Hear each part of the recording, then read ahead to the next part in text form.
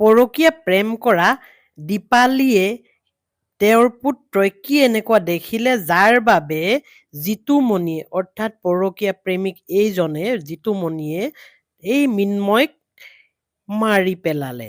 এতিয়া এয়া স্কুলৰ বেগ, আপোনালোকে গম পাইছে নিউজবোৰত, কিন্তু ইয়াত এটা ভিডিঅ' ভাইৰেল হৈ গৈছে যে দীপালী আৰু জিতুমণিৰ কি এনেকুৱা ধৰণৰ কিবা দেখা পালে যাৰ বাবে মৃন্ময়ক মৃত্যুৰ মুখলৈ ঠেলি দিলে নিজৰ মাকে। আৰু নিজৰ মাকে কিয় ঠেলি দিব লগা হ'ল? নিজৰ বুকুৰ পুত্ৰক এনেকৈ জানো মৃত্যুৰ মুখলৈ ঠেলি দিবলগীয়া হ'ল? তেওঁবিলাকৰ এই প্ৰেমত বাধা হোৱাৰ কাৰণেই এনেকৈ কৰিলে নেকি? এই সকলোখিনি কথা এই ভিডিঅ'টোত পাব আপোনালোকে।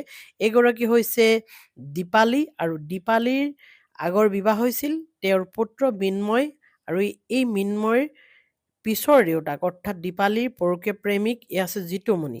জিতুমণিয়ে মৃন্ময়ক টিউচনৰ পৰা আনিবলৈ গৈ এনেকৈ বেগটো লৈ আহিলে, আৰু বেগত কিতাপ এতিয়াও সোমাই আছিল দেখিলে, আৰু এটা চুটকেছ লৈ গৈছিল, আৰু সেই চুটকেছটোত ভৰাই মৃত্যু কৰি অৰ্থাৎ হত্যা কৰি ভৰাই ল'ৰাটিক পেলাই থৈ দিছিল এডোখৰ জংঘলত, আৰু তাতেই পিছত ধৰা পৰিল। এই জিতুমণিয়ে এই কাণ্ডটো কৰিছিল, অৰ্থাৎ এই মৃন্ময়ৰ মাকৰ লগত অবৈধ প্ৰেম আছিল জিতুমণিৰ, আৰু জিতুমণিয়ে এই মৃন্ময়ক টিউচনৰ পৰা আনিবলৈ গৈ এটা চুটকেছ হাতত লৈ গৈছিল বাইকত, আৰু সেই তাতে খণ্ড খণ্ডকৈ কাটি সুমুৱাই পেলাই থৈ আহিছিল, আৰু স্কুলৰ বেগটো পেলাই থৈ আহিছিল। এতিয়া মৃন্ময়ৰ কি দোষ?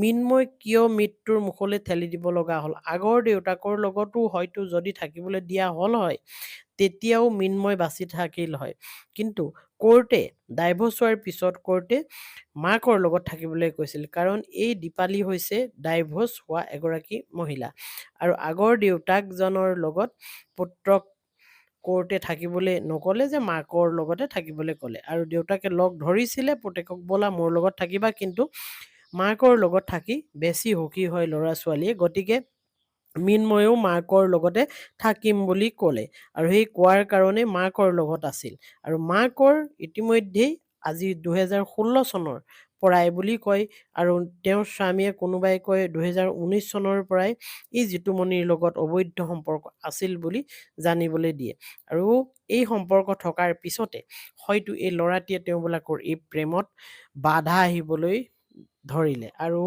এই বাধাৰ কাৰণেই হয়তো নিজৰ মাকেই জিতুমণিক ক'লে হয়তো যে ল'ৰাটোক মাৰি পেলোৱা, ৰাস্তা ক্লিয়াৰ কৰা, আৰু সেই প্ৰেমৰ বাধা হোৱাৰ কাৰণে আজি নিজৰ পুত্ৰকো এনেকৈ হত্যা কৰিলে এই পাখণ্ড মাতৃ। ইমান সুন্দৰ এটি ল'ৰাক মৃত্যুৰ মুখলৈ ঠেলি দিলে তেখেতৰ পৰকীয়া প্ৰেমিক জিতুমণিৰ লগত একেলগে হৈ। এতিয়া বৰ্তমান সময়ত আৰু ডাঙৰ ডাঙৰ খবৰ আহি আছে, সেই খবৰসমূহ মই আপোনালোকক জনাই থাকিম। আপোনালোকে চেনেলটো ছাবস্ক্ৰাইব কৰি ৰাখক, লগতে বেল আইকনটো